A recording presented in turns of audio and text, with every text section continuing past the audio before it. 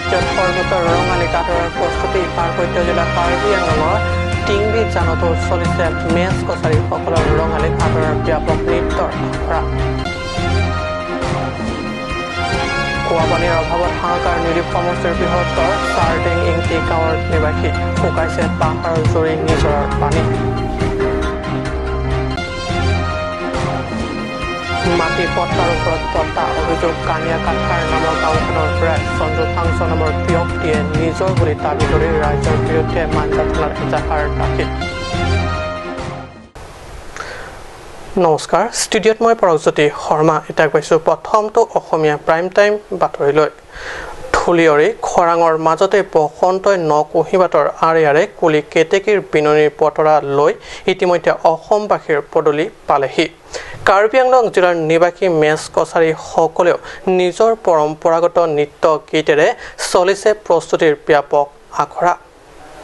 হয়, বৃহত্তৰ অসমীয়াৰ বাপতি ৰঙালী বিহুক নেওচি কোনেও থাকিব নোৱাৰে। স্থান ভেদে অঞ্চল ভেদে নৃত্য গীত বেলেগ হ'ব পাৰে, কিন্তু একেই আনন্দ, একেই আৱেগ, একেই প্ৰেম। কাৰ্বি আংলং জিলাৰ মেচ কছাৰী অধিষ্ঠিত টিংলি জানত মেচ কছাৰী জনগোষ্ঠীৰ যুৱক যুৱতীয়ে আগন্তুক ৰঙালী বিহুক আদৰাৰ বাবে এতিয়াৰ পৰা এয়া বিৰাট নৃত্য আখৰাত ব্যস্ত হৈছে। বহল খেলপথাৰত সমূহীয়া নৃত্য গীতৰ লগতে পানীৰ মাজত আকৰ্ষণীয় মাছ ধৰা নৃত্যৰ আখৰা দেখা গৈছে। 15 এপ্ৰিলৰ পৰা উদযাপন কৰিব লগা ৰঙালী বিহুৰ উৎসৱ উপলক্ষে ঘৰে ঘৰে ডেকা গাভৰুৱে পৰম্পৰাগত নৃত্য গীতেৰে হুঁচৰি নাচিব বুলি আয়োজক মণ্ডলীয়ে সাংবাদিকৰ আগত সদৰি কৰে।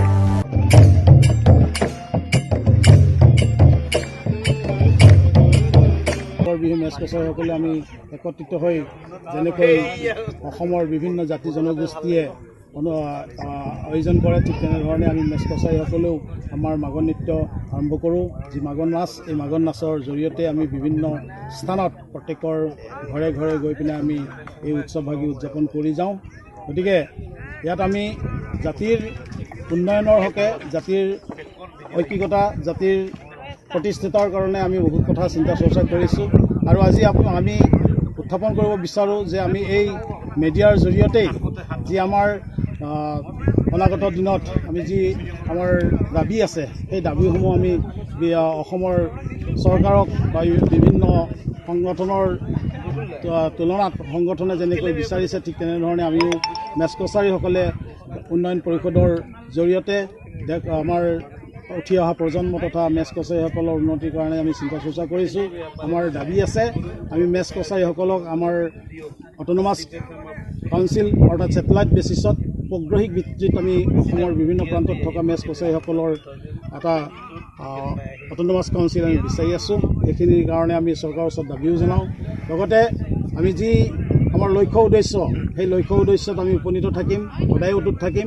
আৰু আমাৰ যি জাতিৰ পৰম্পৰা যি প্ৰচলিত, আমি বিভিন্ন স্থানত আমাৰ অসমৰ বিভিন্ন প্ৰান্তত থকা যি মেচ কছাৰীসকল আছে, সেই মেচ কছাৰীসকলে যেনেকৈ অতীতৰে পৰা যি কলা কৃষ্টি সংস্কৃতি ৰক্ষণাবেক্ষণ কৰি আহিছে, ঠিক তেনেধৰণে। বোকাজানৰ পৰা বিষ্ণু লেখিৰ ৰিপৰ্ট, কাট নিউজ।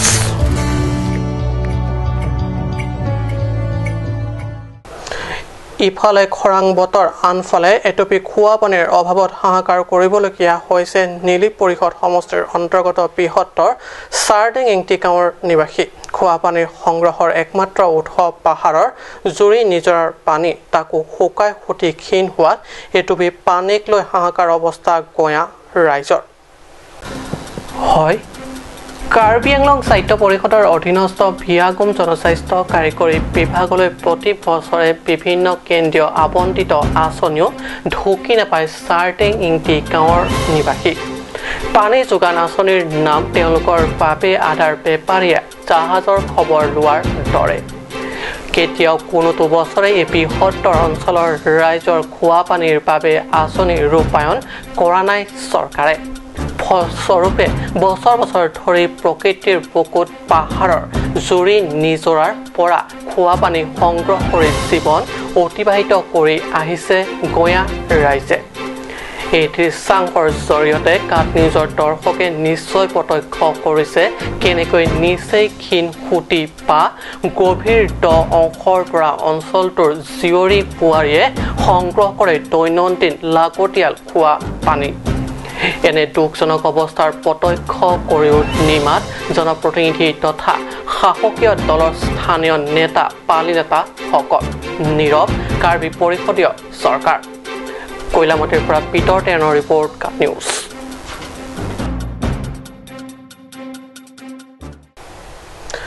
গছৰ ওপৰত কোটি কোটি ওপৰত গছ ফলবিধৰ নাম কি?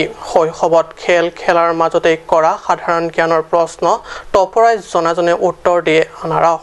এতিয়া প্ৰশ্ন হৈছে মাটিৰ পট্টাৰ ওপৰত পট্টা বিষয়টো কি? এই প্ৰশ্ন উত্তৰ বিচাৰি সম্প্ৰতি সৰব হৈছে কানিয়া কাঠাৰিংটি গাঁৱৰ ৰাইজ। মাঞ্জাৰ পৰা 5 কিলোমিটাৰ নিলগত অৱস্থিত কানিয়া কাঠাৰিংটি গাঁও। জানিব পৰা মতে 1960-65 চনত গঠন কৰা হৈছিল কানিয়া কাঠাৰিংটি গাঁও। নিজৰ নিজৰ মাটিৰ নামত পট্টা থকাৰ স্বত্তেও গাঁওবাসীয়ে 2003 চনৰ কুকি কাৰ্বিৰ মাজত হোৱা দুৰ্ভাগ্যজনক ৰণৰ পিছত এইখিনি অঞ্চলত গাঁও গঠন কৰে। কিন্তু এতিয়া যিখিনি অঞ্চলত গাঁও গঠন কৰি গাঁওবাসীয়ে ঘৰ দুৱাৰ সাজিবলৈ লৈছে সেইখিনি অঞ্চলত টিফুৰ তাৰালাংছৰ সঞ্জু ফাংছৰ নামৰ লোকজনে ঘৰ সাজিবলৈ বাধা প্ৰদান কৰিছে। গাঁওবাসীৰ অভিযোগ মতে 2019 চনত ৰাজহ বিভাগৰ পৰা পট্টা লাভ কৰা বুলি লোকজনে নিজৰ মাটি বুলি দাবী কৰি মাঞ্জা থানাত গাঁওবাসীৰ বিৰুদ্ধে এজাহাৰ দাখিল কৰিছে। মাটিৰ পট্টা থকাৰ স্বত্তেও সেই মাটিৰ ওপৰত কেনেকৈ পট্টা প্ৰদান কৰিলে বুলি প্ৰশ্ন তোলাৰ লগতে কোনোপধ্যে লোকজনে মাটি এৰি নিদিয়ে বুলি সাংবাদিকৰ আগত মতামত ব্যক্ত কৰে অঞ্চলটো সুৰক্ষা সমিতিয়ে। 60 বছৰমান হৈ গ'ল ইয়াত থকা, কিন্তু মাজতে এই জাতিৰ ভেদাভেদৰ কাৰণে আমি মাঞ্জালৈকে যাব লগা হৈ গ'ল। কিন্তু ইয়াৰ পাছত ৰণৰ পাছত আমি খেতি কৰিবৰ কাৰণে আহোঁ, কিন্তু অহাৰ পাছতো মানে এনেকুৱা হৈছে মানে ভয়তে গোটেইখিনি আমাৰ ইয়াতে গাঁৱৰ এটা ঘৰ বনাম ক'লেও আমি ভয়ৰ কাৰণে আহিব পৰা নাই। কিন্তু যোৱা বছৰৰ পৰা আমি ভাবিছোঁ যে কমিটিৰ লগত যদি আমি একেলগে কৰোঁ বা চৰকাৰী গাঁওবুঢ়াৰ লগতে যদি একেলগে কৰোঁ তেতিয়াহ'লে আমাৰ সেই গাঁওখন আমি গোটেইখিনি আহিব পাৰিম বুলি আমি যোৱা বছৰৰ পৰা আৰম্ভ কৰিছোঁ। এই বছৰ আমি গোটেই গাঁও মিলি পেলাই ইয়াতে ঘৰ বনাম বুলি আমি থিৰাং কৰাৰ পাছতে এতিয়া আমি সঞ্জয় ফাংচুৱে দেৱে মানে ইয়াত কৰিবলৈ বাধা দিছে। Odhodang kita buat madinta ni tungke ni sun jomda ta buha puca la sinon kita kita ke rong barim po ni tungke bihek tihek pen ni tungke daksi kita ke ding apa ni tungke cilong vek nang pu pialo an ke hola ni tungke sanju phangchu phanta ni tungke chini ni an ke batai ni thong long le hem chi kem dam pu po wang po ke oklem long le pu ke rong sita ni tung wang et ta de long ke te ta nang chi pan pu po o kim long le pu la son se nang pu la sinon na ba ke li tung ke dam thai ta we lo kumalang tamang kam khin nun ke sonju phangchu lo lasi ahok peralam the nili kon ma kachini la soteng sinili dani ye thek choji nilita labangso bonglong teranga krisamalong amikariklo lasi labangso kania kathar porong bangke non het non dik panon het jong la puson rong kimi la puson dagali rong bareng pik lada athela tum ningkan pho cap ningkan pro cap la puson si kirotang tung pina lasi hola so hutpen nang do bom la pusi buche bom lo tadagara ratum poi phis da me kopai gilang no polam the bangela lo je ningkan suri hinira lia ningkan 2004 ningkan labangso K aro angbong charbo kukila pen 2003 di 2003 ningkan laso kukila pen karbi ka charbo jo ni amasi labang suara ratum bangke relief camp long cepat chongdam labno Mongoling report Kat News সময় সাথে সমানিক বিৰতিৰ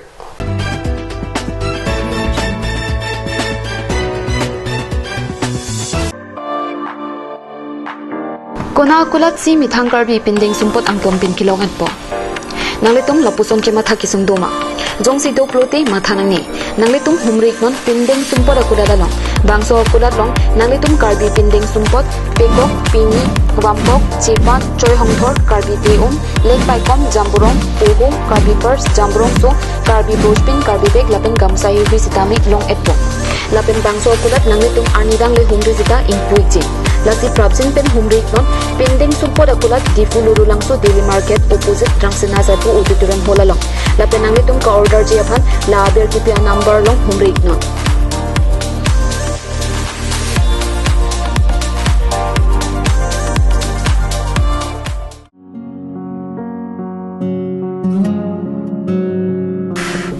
choral hoy pokchokor jinjin da nangna igar koi bong manai wangsarak thane pokchokor ong ko pipono bong pipolote igar koi ni pokchokor elo timen men do nang nam bidam thani chichakon elo ajo porto loge bong pharmacy jingkira po bunangke dam langlang no hi ki long bang puji mini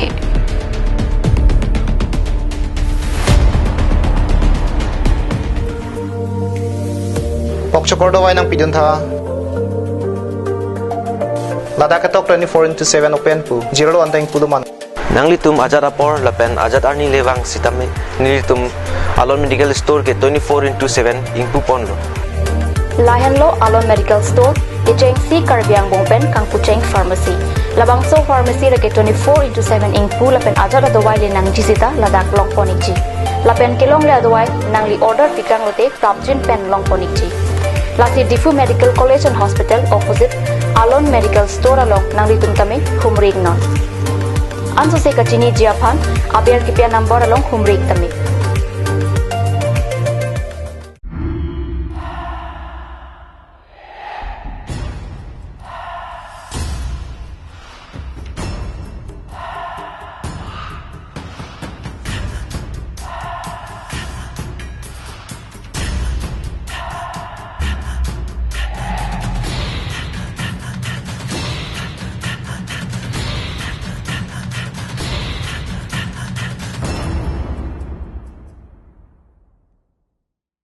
Pangcho Electronics Deepu Rongkhilan, where you will get multiple gifts items.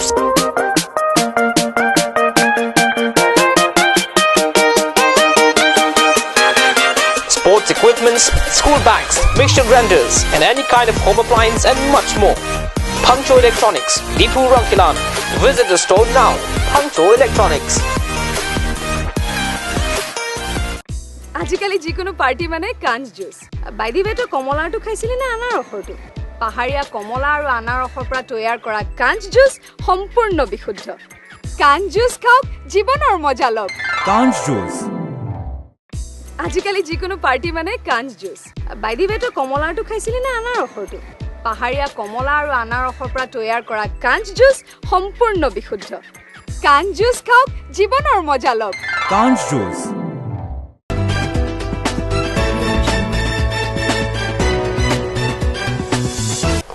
বিৰতিৰ পিছত পুনৰ বাতৰি মৌজিয়া পশ্চিম কাৰ্বি আংলঙৰ আমৰি পৰিষদ সমষ্টিৰ অন্তৰ্গত বীৰ Singh kit 6ষ্ঠ সংখ্যক Karbi Anglong press ব্ৰেটিয়ান গিৰ্জা চিনোডৰ বাৰ্ষিক অধিৱেশনৰ 3জোৰা কাৰ্যসূচীৰে সফল সামৰণি দেওবাৰে পুৱা 7 বজাৰ পৰা প্ৰভু বন্দনেৰে শুভাৰম্ভণি কৰা হয় এই বাৰ্ষিক অধিৱেশনখনৰ 3জোৰা কাৰ্যসূচী চিনোড মডাৰেটৰ ফাদাৰ ৰাইষ্টাৰ্ডে ৰামপেটৰ পৌৰোহিত্যত অনুষ্ঠিত সভাত পুৱা ভাগৰ কাৰ্যসূচী সম্পন্ন হয় তাৰ পিছত 10 বজাৰ পৰা কাৰ্যসূচী অনুসৰি একাধিক্ৰমে ভিন্ন অনুষ্ঠান অনুষ্ঠিত হয় অনুষ্ঠানত কাৰ্বি আংলং প্ৰেছব্ৰেটিয়ান গিৰ্জা চিনোডৰ কেইবাগৰাকী গুৰুত্বপূৰ্ণ বিষয়ববীয়াৰ লগতে মেঘালয়ৰ পৰাও অংশ লয় কাৰ্বি আংলং প্ৰেছব্ৰেটিয়ান গিৰ্জা চিনোডৰ সৌজন্যত মনোমোহা সমূহীয়া প্ৰভু বন্দনা গীত পৰিৱেশন কৰি অনুষ্ঠানৰ সৌস্তম বৃদ্ধি কৰে আমৰিৰ পৰা পিৰাটনীৰ ৰিপৰ্ট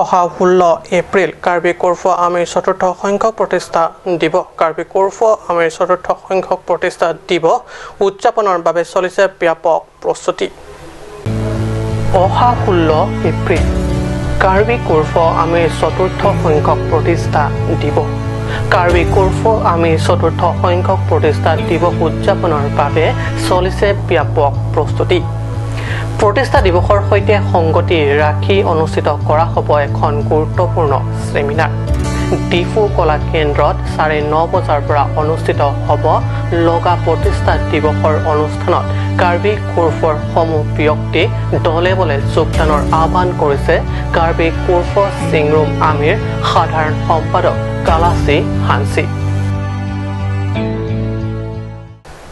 আজি অসমীয়া প্ৰাইম টাইম বাতৰি ইমানতে সামৰিছো ধন্যবাদ